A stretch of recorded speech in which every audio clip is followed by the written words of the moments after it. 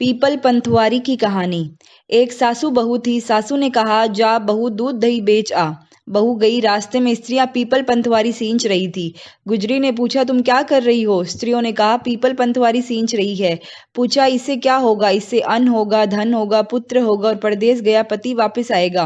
गुजरी ने कहा, तब तो मैं भी सींचूंगी। तुम सींचती हो पानी से, तो मैं सींचूंगी दूध दही से। उसने बेचना छोड़ दिया। रोज दूध दही लेकर जाती और पीपल पंथवारी सींचती। बहुत दिन हो गए। सासू ने कहा, बहू दूध दही के पैसे ला। बहू ने कहा, कल लाऊंगी। दूसरे दिन दूध दही लेकर गई और पीपल पंथवारी सींच कर बोली, मेरी सासू ने पैसे मंगाए हैं। पीपल पंथवारी ने कहा, हमारे पास पैसे कहाँ हैं? पत्ते और पत्थर है, यह ले जा। बहू उठाकर ले गई और ओबरी के पीछे रखकर सो गई। सासू ने पूछा, पैसे लाई हो? बहू ने कहा, हाँ लाई हूँ, ओबरी के पीछे पड़े हैं। सासू ने जाकर देखा तो हीरे पन्ने जगमगा रहे थे। सासू ने बहू से कहा, यह धन कहाँ से लेकर आई हो? किसी का चुरा कर तो नहीं लाई? तब बहू ने सारी बात कह दी।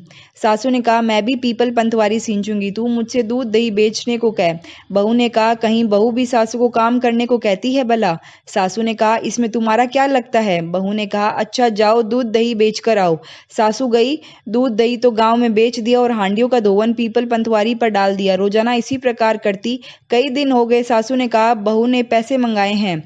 पीपल पंथवारी बोली, हमारे पास पैसे कहाँ हैं? ये पत्ते और पत्थर है, चाहो तो इसे लेकर जाओ। सासू ने पोट बांधी और लाकर ओबरी में डाल दिए। सासू ने कहा, अब तू मेरे से पैसे के लिए पूछ। तो बहू ने पूछ लिया। सासू ने कहा, ओबरी में पड़े हैं। बहू जाकर देखे तो वहां सांप, बिच्छू, कीड़े आदि थे। बहू ने कहा, सासू जी यह क्या?